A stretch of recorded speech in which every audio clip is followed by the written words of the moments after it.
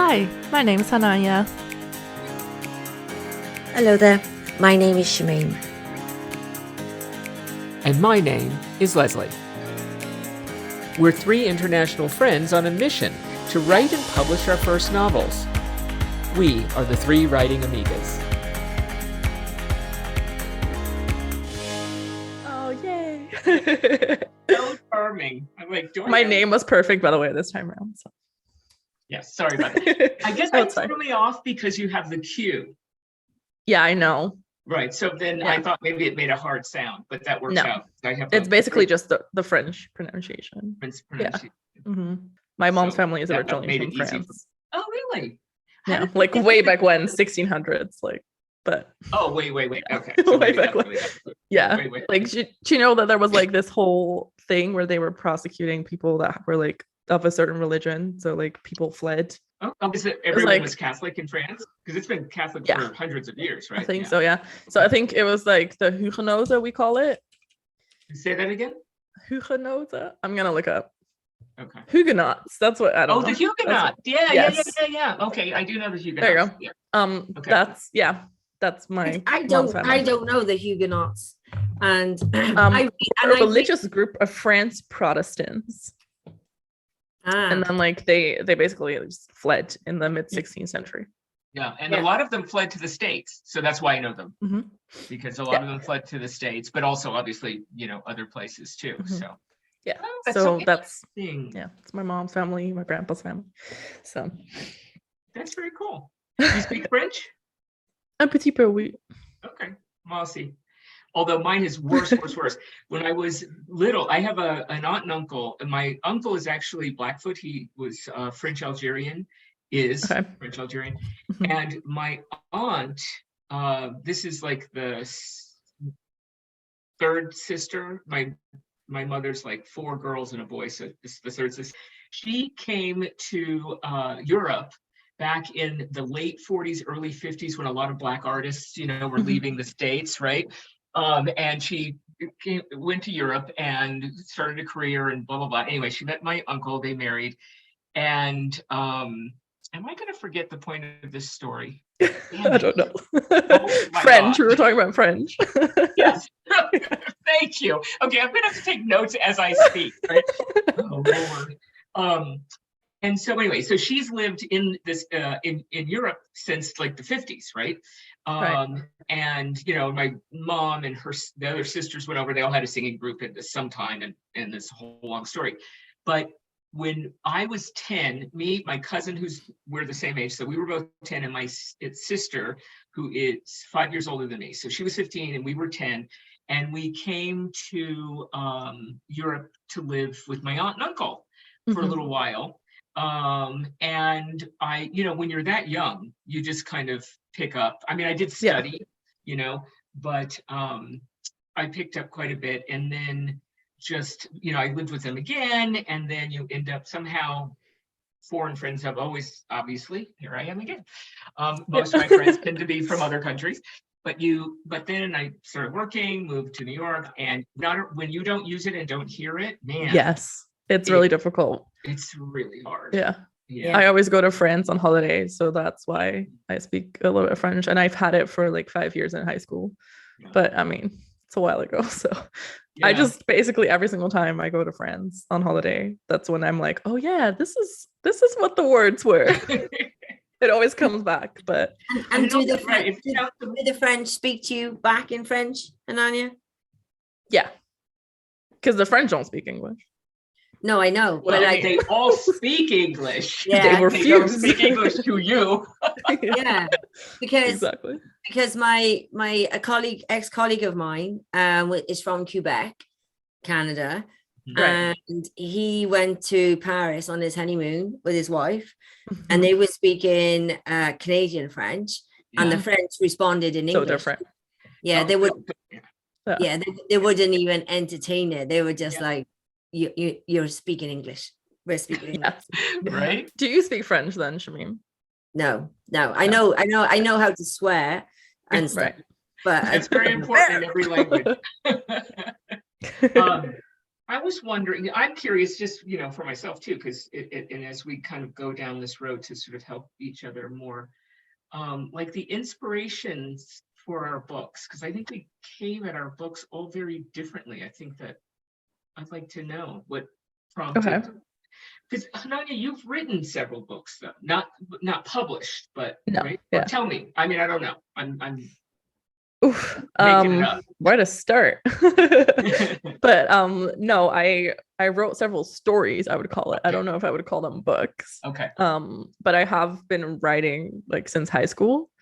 And I wrote kind of just more stories, so they would be kind of based on like a character I would like, or and then I would change like the names and be like kind of like, I like this person and this character, and I'm just gonna write them into my story. Right. But I would change all the names, like nobody would know it was that character, but that's how I kind of did it. I wrote like about high school when I was in high school a lot, so I had like a lot of like high school kind of books, stories, and I never really like got to the end of a book. Okay. So I basically have written probably up to like 10-15 different stories. I have way more, honestly. I have 61 ideas and Oh, wow. counting. I thought my 5 ideas struggle. were No, I have like this whole YouTube video in 2 parts because I had too many, sharing all of my ideas and how I came up with them and why. I have one idea currently. One. Well, if you need ideas, let me know.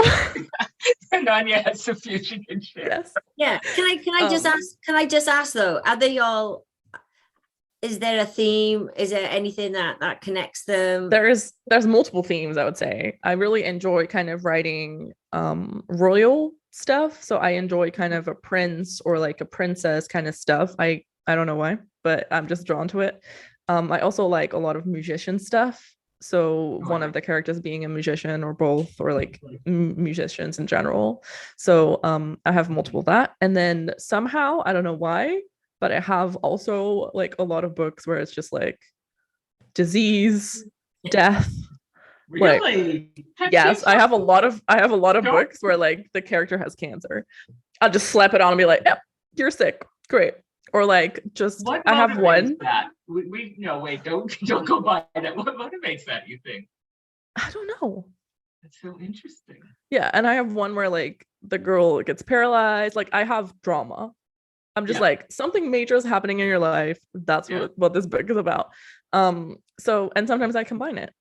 Yeah. Yeah. It can be anything. So this book, what's the inspiration for this book? Do you have a title? Ooh. I do have like a pending title. Okay. But I don't know if like you don't want to share. I don't know. I'm always scared that people are going to steal my title and then. Okay. So let's just call it the book. Then. Yeah. So this is like my like what I called it before I had a title. I called it Middle Ages Princess. Okay. That's what I called it. So tell me then. I'm very bad at naming books. So. Are you saying then that all books have to have different titles? That no book can have the same title? You can, but if your book is exactly kind of the similar setting, as in like if I tell you my like name for my book, if I, for example, call my book Princess, just say, and my setting is like the Middle Ages, like medieval times, and it's about a princess that feels trapped and like it gets married off and like all of this, and you write a similar book set in the Middle Ages about a princess that gets like married off, even though like we will both write completely different stories, because that is what happens whenever two people write kind of the similar like idea. There's always a different route, like, you know. But if you then also call your book Princess, then if my audience searches for princess and they see, oh, this is a Middle Ages book, like this is, and then it's the wrong one. They'll just buy the one on the top that comes up on the top. Often, but you can't copyright a title. That you can't do. No, but you, I would say. You do want to be careful if you can. So what was the inspiration for this book? Like I will be the kind of person that draws inspiration from anything. So I have one where it's just I heard a song and I was like, wouldn't this be a fun story idea? And like others, I'm like, oh, I really like watching Outlander, which is like, you know, set in like the I past. love and that stuff. program. It's so good. I've never seen And- it. Is it good? I Yeah. love it. Yeah. Love it. I have all the books. It's from the Scottish Highland, in the Scottish Highlands, right? Oh, you do? Yeah. Yeah, all the books right here. Definitely to That's read. yeah. But I Same. read most nights before I go to sleep, I think. That's what I'm doing now. yeah, that's what I should do. That is not what I do.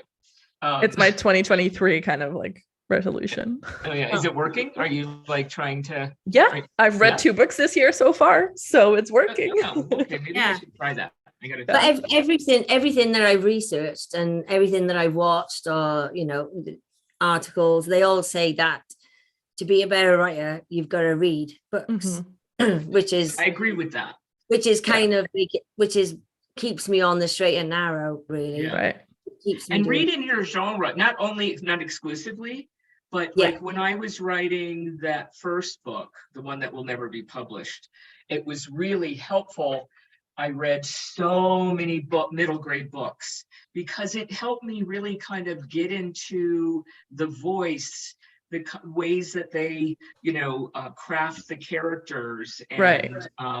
how they kind of view the world. I think middle grade is too hard, and I'm not going to do that again. I'm really a YA writer, but it was Right. really, really helpful, I think, so I think that's a really good idea. What was your inspiration, Shameem? I don't even know about your book, really. Well, my inspiration, I don't know if it was my inspiration, but I think when I left home, when I joined the army, and you're meeting new people all the time, and you form these really kind of close, sometimes really intense friendships because of the situations you're in, and you're all away from home, so you spend a lot of time talking. And right. I don't know, I think talking to my friends, they'd ask me questions and I tell them some stuff that happened, and they'd be like, oh my God, that sounds like, it should be a soap opera or a drama, or, and you all, I don't know, the saying is, isn't it? There's nothing stranger than folks, and real life is often more bizarre, more anything than what our own imaginations can conjure up. And I think after hearing that for a very long time, and the fact that I used to write a lot as a kid, I don't know, I think it was over 5 years now, I wanted to write this particular story. But I was playing, I think in the beginning I got hung up on the fact that it was going to be a memoir, and I didn't want it to be a memoir because I just didn't want that kind of personal stuff out there. So I decided to fictionalize a 2 to 3 year period of my life and then condense it down to 18 months. So that's what I'm doing, basically. So did you find it difficult to knowing that, because I come from, historical docs, so the whole, like, the truth is easy for me in a way, like I'm used to that, interpreting it and researching it and everything. Did you find it difficult to kind of step back from that? Yes. Yeah, I did, because, in a lot of areas, I was like, oh, I can't write this, especially on the true bits. And it's not all true, obviously. And then I was thinking, oh my God, my mother features heavily in the book. What's she going to think? Because I fictionalized a lot of the stuff. Sure. But there's things that I've kept the same, it's late 1980s. The politics I've kept the same. The class system that I grew up in, I've kept the same. And it's about race, and sort of not finding yourself, but looking around and realizing that nobody else looks like you, kind of thing. Right. So being kind of like not an outcast, but I think I self-labeled myself as an outcast, as a much younger person. So it's just really, really weird. But I stopped writing, I think, when I left school. But then, Hananya, when you were telling me your story, I was thinking, but what I've done over the years, I write poems. Right. But I don't even know if they're called poems or can be called poems, because I write my own poems to lyrics. So I write my own rhyming stuff to lyrics, but I make it about real things, or about people I know, or about situations. But I do it mainly for fun, so nothing serious. But I think I'm a wannabe rapper inside. Or spoken word poet. I love spoken word poetry. Oh yeah. I'm gonna have to write that down, because there you go. That's what it is. Yeah. That's why you guys keep me around. Yes. Every now and then I have a thought. So maybe that's what that is. Yeah. Right. Yeah. I think it's really interesting that my book is set in the late 1980s. Hananya's is set hundreds of years ago. And what was your inspiration? Mine's in a rural southern Illinois town. And my story is inspired by some things that stories from my family, but it's not a memoir in any way, in the sense that these are stories I heard about, my grandmother and my great grandmother, right? So they weren't, I didn't have the same kind of struggle or challenge, rather, that you had, Shameem, because, I didn't even know my great grandmother. And these were all just stories, but I thought it's an interesting, time period. But my book, this book, which is the one that I hope to work through with you guys, I found this writing coach, and you have to send in writing samples, right? So I sent in a little bit of that book, and then I sent in this short story, and I sent in the version that was, I think, 2 pages. And it was it's very different. In fact, I think I'm going to post this on my website, I think, because it's very different than actually what the book is. The story is about a little girl in the 1960s and her grandmother, and then what happens. And so the writing coach was like, really loved this short story. She goes, but I really love this grandmother character that you have. What if you took the grandmother and took her back in time? So the book is that. So the short story is quite different.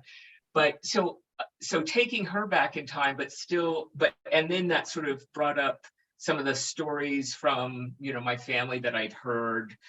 And so I thought, and this is one of the interesting things about the writer's journey to me is, so I thought I might have had it down, right? That I was going to write this story about this teenage girl in 1930s Depression era United States, and she had this nemesis, at school, this bully, and she's got a little bit more money than most of the kids, and so she's an outcast that way, and her family's gonna, build this sidewalk, which is gonna piss everybody off. I mean, that's kind of the main points. And so I really think it's about my main character and this antagonist. And so they got into our first book, which is where we all met. And they start sending you through these exercises, and you've got to really figure out what your premise is, and who's your main character, and who's and really think this through. Because at this point, I've already written a first draft, and although I should say this, a first draft without really an ending, right? Yeah.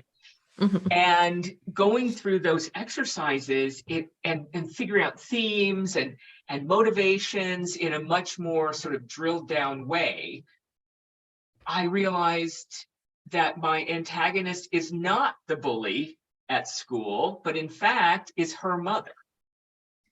So that completely changed everything for me and opened up really what this book is about. And I guess the thing for me, besides the fact that it started to make the dominoes fall into place, which was great, it's going through that process that I think that subconsciously I was writing this story about a daughter and a mother and their issues without knowing that, without having started out to do that, right? And yet somehow all that stuff bubbled up into this story. Yeah, but now that you know, and you've got that clarity, has it changed anything? Has it made the process clearer, easier? I think so, yes. And I'll tell you why, because it also led me to the end of the book, which I could not figure out how to end the story before.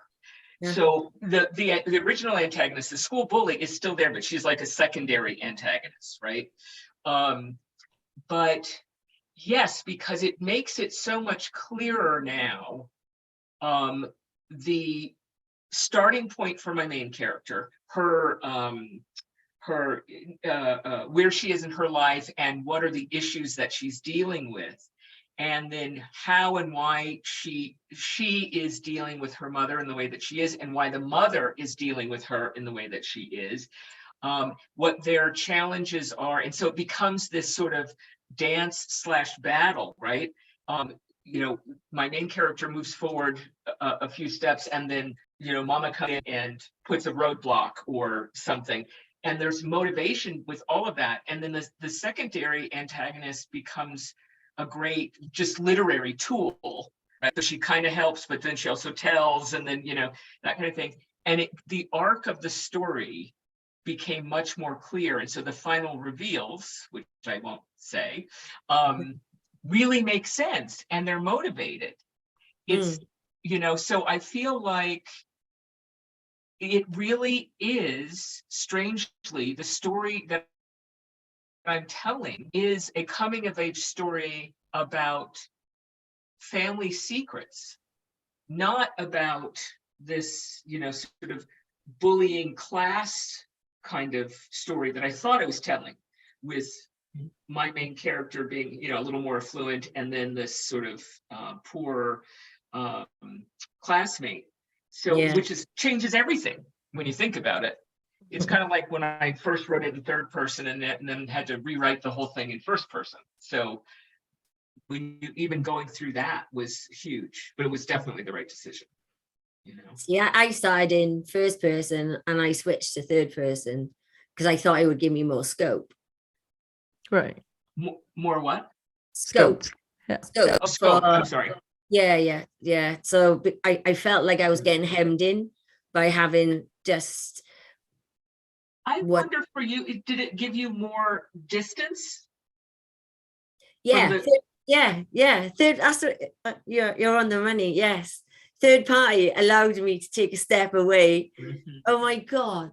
Yeah, because it was driving me insane when I was the first person. And so now, and it gave me a little bit more, give me more creativity as well. So well, that's how I felt going to first person, because I was, again, I didn't realize I was writing this really intimate story, right? So how, being third person all the way out here, trying to write this really intimate story, it was really, messing with me. So it's like the opposite. Then that gave you really perspective. Hananya, what is your story written in? First person? First person? Through the eyes of? The princess. The princess. Okay. And what is her main hurdle? What is the trajectory? What's your, premise? She's meant to be married off and she doesn't want to be. She wants to find love. She's defiant and wants to find real love. Yeah. That's always a great, story to tell. I never get fed up of watching those films. I know. So. Okay, I will confess I've never seen The Princess Bride. You've never? I have. I've never seen it. I know. I might be kicked out of the group.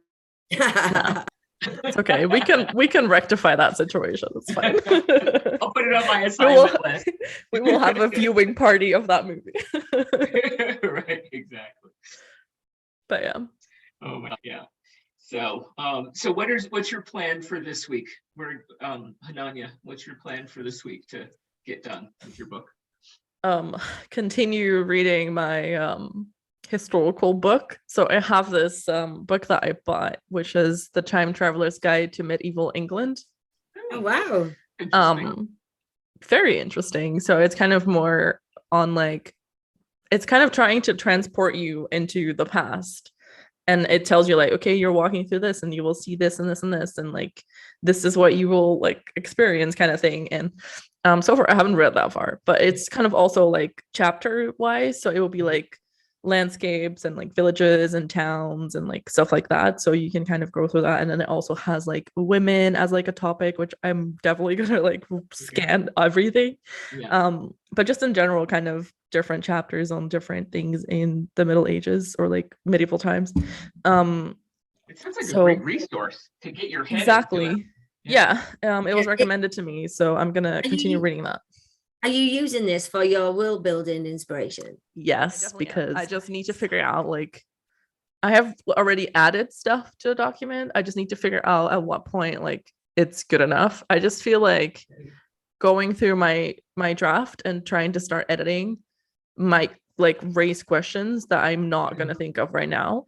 And I just don't know if I should spend like 3 months researching when, you know, I might not use half the stuff that I put in there. So I just don't know where the balance lies of like being okay versus not being okay. Can't you just, I mean, put in, I mean, there are main things, right? Like, I don't know, I'm making this up because I haven't read your book, but obviously there's a castle, right? There's a village, right? I have all of that. It's just more, I think, the other stuff. So like the politics or like that kind of stuff that I'm like, the system and the tools. The system and the tools are the stuff that I system and the tools. I'm just like, do I have to? Yeah, I know I have to, but see, like, you know, I can tell you when I did my system, and I don't know if this, my system was basically, I think it was just one thing, which was segregation. That's it. Because that's the main thing that, because you don't have to do everything. It's your world, right? Yeah. Right? So whatever your slice of reality is for that book, for that story, right? So so for system, at least how it worked for me and what it got approved, that's the overriding system issue that permeates and affects the story. Because there's a lot of other systems, of course, but they don't mean it. They're little. I mean, they don't really come into play. They don't affect the plot, you know, or the characters. So maybe it's trying to figure out what one or two, maybe for you. Shameem, how many did you have for your system? Well, I think mine was easier because mine's contemporary fiction. So mine was based on something, you know, much more recent, the late 1980s. And a lot of what I'm writing about, most of it exists today in some format. So you're just familiar with that. Yeah. So it's in my head already, and I think from talking to Hananya, right from when we started that course, your world is unique because it's your world, isn't it? You've created this world. It just happens to be a world that's I want to say medieval, and I don't want to. I'm not saying this, you know, medieval as in, but it's hundreds and hundreds of years ago, isn't it? It's like that. Right. Yeah. Right. So that's more, but maybe if there's a way, I don't know, I'm just throwing it out there, that you can drill down to just, you know, the 2 or 3 or 2, whatever it is, core things that really affect your characters, not everything. Because, you know, like some people like J.K. Rowling spent years creating the world of Harry Potter. And which I understand because it has like magic and it has all these different things and like everything. Yeah, that's what I was thinking about though. It just seems like the rules of fantasy are being applied to your genre. Yeah, and because they will think technically it's fantasy because you're creating this world. But at the same time, I just see it kind of as this is the same world that we live in. It's just an alternate timeline where like everything that happened and all the people that existed don't exist. I like the idea of an alternate universe. I mean, right? I mean, I don't know how you do that. I'm not I don't know. What would you consider when you looked up in that? I can't remember what that thing was. You know how you'd look up where your book would be in the bookstore? Genres. That was not the genre. Well, I mean, it could be a genre, but I mean, you know, it was the website, and it really breaks down exactly where they would file your book. Yeah. What did you choose? What did you? Historical romance, medieval. Okay. Like medieval historical romance, something like that. Yeah, something like that. Yeah, which is what it is. But it's not historical in the sense of I will reference exact dates or exact people that lived at that time.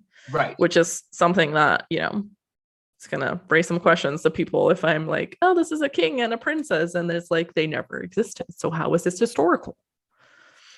Well, it's historical in the sense that it's set in a historical. The setting is the story, exactly. Yeah, but the characters don't have to be based on real I people. agree. I think that's like what a historical reader sometimes expect. So that is like just trying to manage expectations. Right. Okay. That I understand. Because technically my book is historical YA family. I think that was the designation. And it is historical in the sense that it's set during the Depression. The cars are appropriate. And segregation was the rule at the time, so that is there. But other than that, everything is, I mean, except for a couple little things. Now it's the stuff that comes from my family because I fictionalized and moved on, and so there's just like 2 events that are actually from my family history. So in that sense, they did happen, but I mean, it was something my family, so it's not like a historical event. So, but it's still considered historical, meaning the setting. So I'm not sure. Yeah, I don't know. We will have to revisit this another day, I think. Yeah, that's fine. I think it's coffee time. What do you think? I could use a cup. Black Americano, 1 sweetener, please. I'll be right over. Let me get to the airport. We'll turn the machine on. Yeah. Well, thanks for hanging out with us. Be sure to follow Hananya at Hananya LeClaire on Instagram and YouTube. Follow Shameem on Instagram at rnpinkhamauthor. And Leslie on Instagram at ld.feral.writer. Or catch all of us on YouTube at 3 Writing Amigas. Until our next hangout, keep on writing.